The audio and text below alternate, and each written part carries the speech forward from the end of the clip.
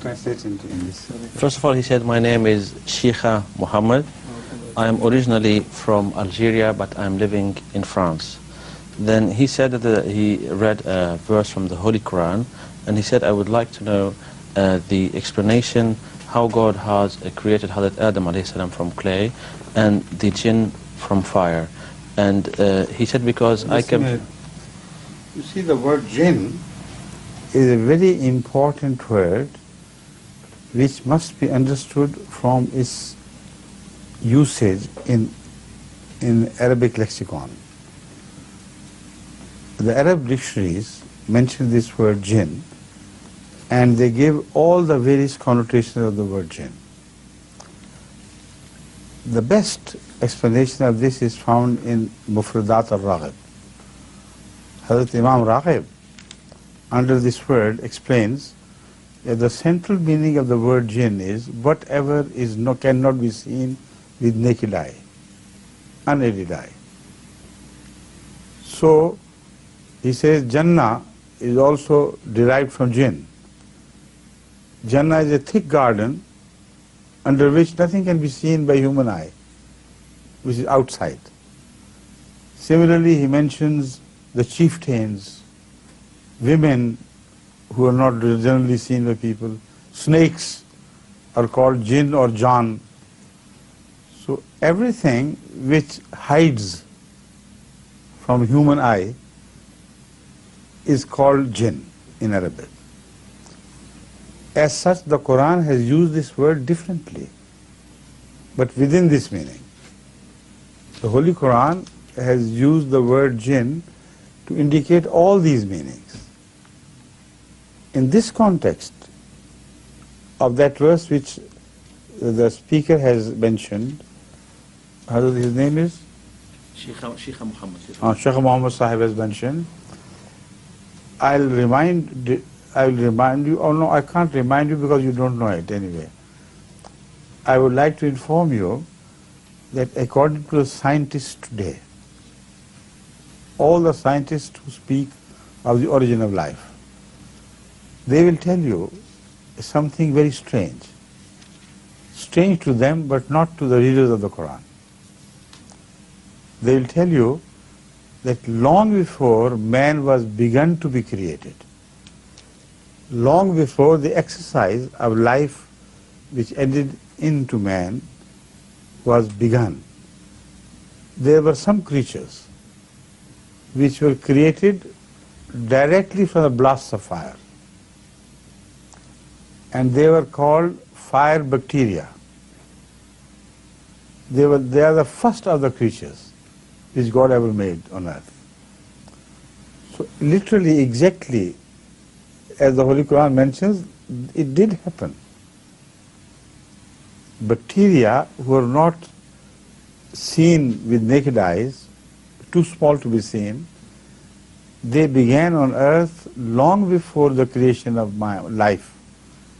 And the first bacteria, the most ancient, is named by the scientists, not by the people of the Quran, by the non-believer scientists as fire bacteria. You ask why fire bacteria, they say because they were created directly from the fire energy. So the Quran is so right, absolutely right. But how can we call jinn bacteria?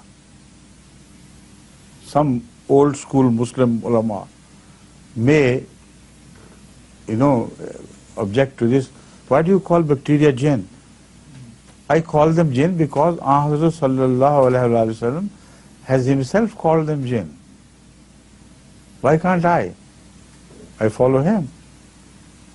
In one of his advices, admonished to the people in general, he said, whenever you go out for attending the call of nature, do not clean yourself with bones, because they are eaten by jinn. And the jinn which eats bones may do you harm. Nobody knew that at that time that the bones were food for bacteria. Allah told Rasulullah sallam, and if you use bones for cleaning yourself, the bacteria may enter your guts and your inside, and they may do you damage. So Rasulullah sallam has made everything clear for us.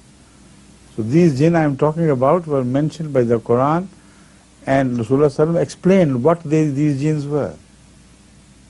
Right? Why the word jinn is involved anyway? In these verses, the Holy Quran is speaking of an age which was not yet born. The Holy Quran is speaking of the most advanced scientific knowledge of the latter days, which will help us understand the Quran.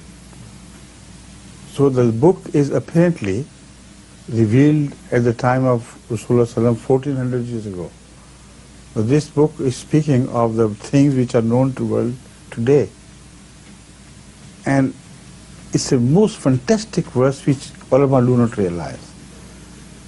It's something which you can present to the scientist as a positive proof of the Quran's truth. Because after investigating so much, hundreds of scientists have been involved from generations in unraveling the secrets of life. And now they have come to one conclusion, that water and earth mixed together, they give a form of life. This form of life is dependent on light, not on fire, on nur, not on nar.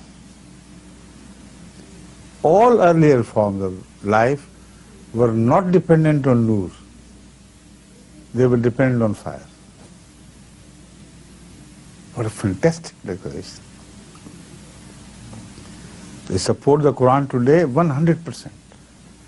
So if you read the scientific data, you'll be amazed that the only creation which was created by light was by mixing earth with water. Whatever is produced by light of sun, not by heat of sun.